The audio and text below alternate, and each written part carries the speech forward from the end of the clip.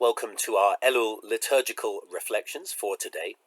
3 times a week during the month of Elul, I'm sharing a piece of liturgy that was written by one of our members, especially during the years 2020 and 2021, when our High Holy Day services had to be moved online. And we wanted members to feel like they were able to contribute to the service in a different way to their physical presence. So we taught members and then invited members on how to write liturgy, how to write piyutim and techines in particular, liturgical poems essentially, or prayers, specific prayers. And so today's piece is written by Bev Larzelere. It was from 2020. It's called As We Face the Fear.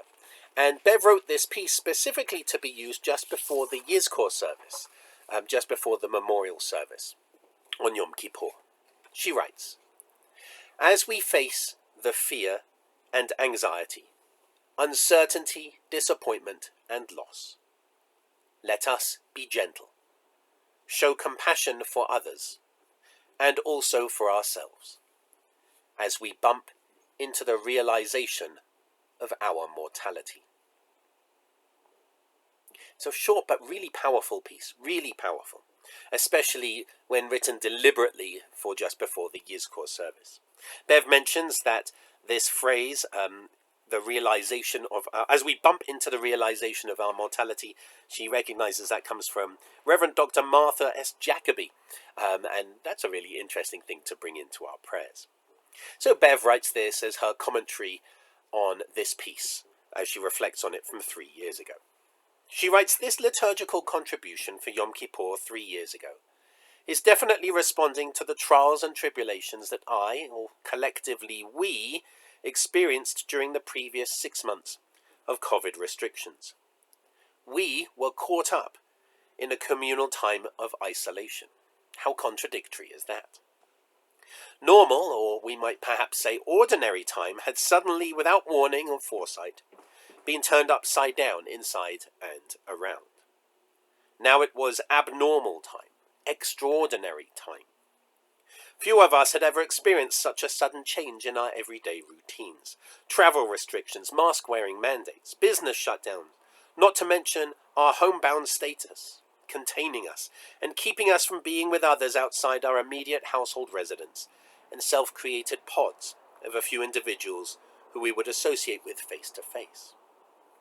The situation we found ourselves in most certainly evoked the emotions, feelings, and realities experienced contained in this poignant recital of woes: fear, anxiety, uncertainty, disappointment, loss. Now, 3 years later, we find ourselves in recovery, restoration, hopefully in the process of renewal of body, renewal of spirit, indeed a different time. And yet we, as the survivors, find ourselves continuing to be in need of gentleness and compassion.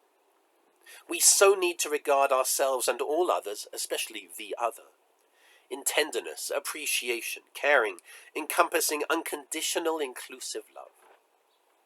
After all, the woes are still here, and ever present as part of our living. Perhaps not as much amplified as during the daily COVID status counts of cases and deaths, but nevertheless, hanging out with us every day in this time of reflection and moving forward. For indeed, and even still, we find ourselves bumping into the realization of our own mortality. Perhaps more now, after having experienced what we did during the past 3 years, coupled with growing older.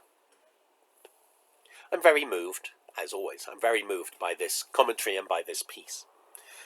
I think Bev shares something really important that's important for us during the month of Elul, that the pandemic profoundly changed us.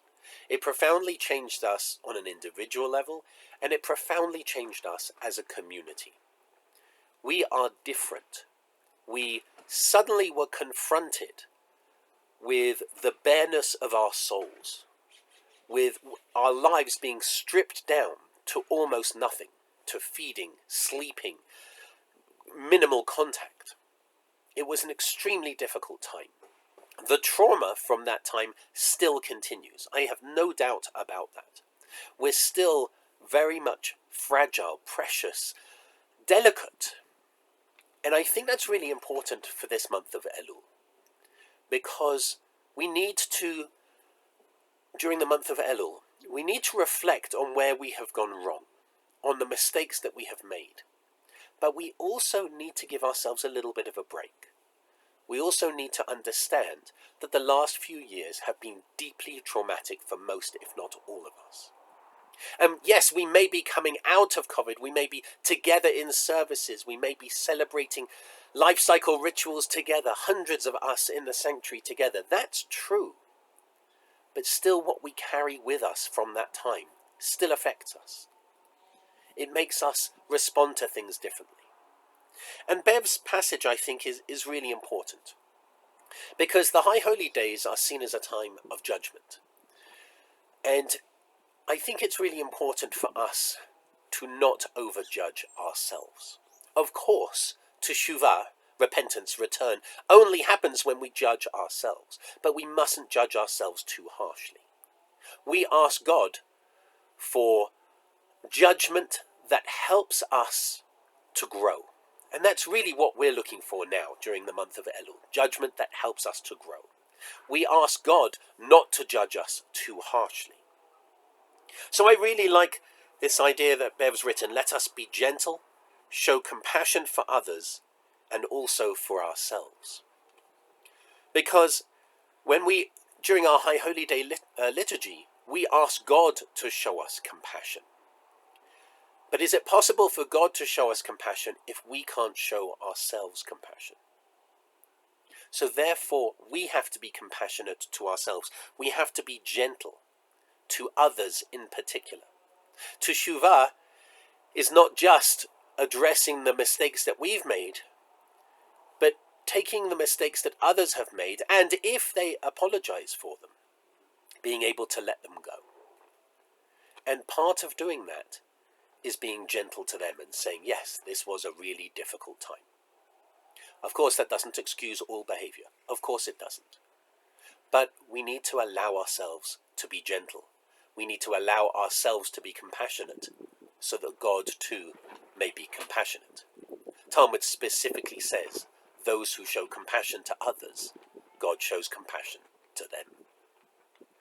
And this final phrase that Bev mentions, quotes from someone else, as we bump into the realization of our mortality, I think is also really powerful for me.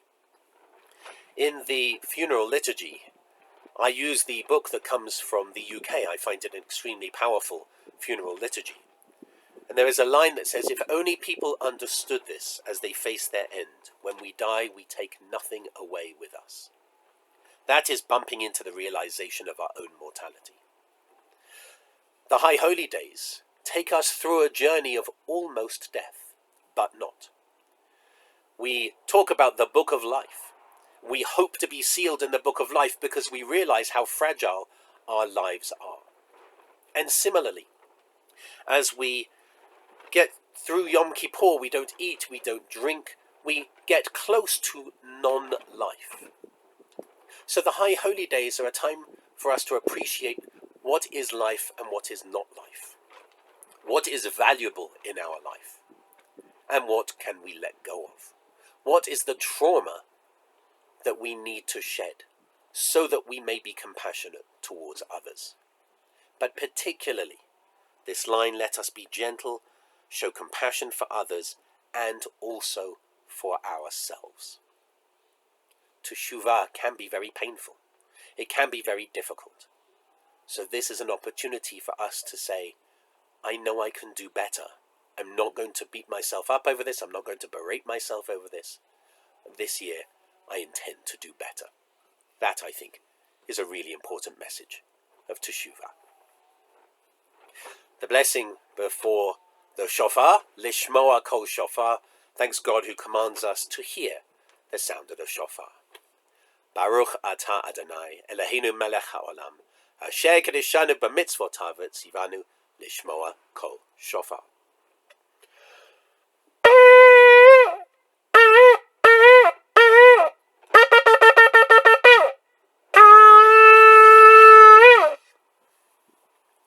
I hope you have a wonderful day as we continue through the month of Elul.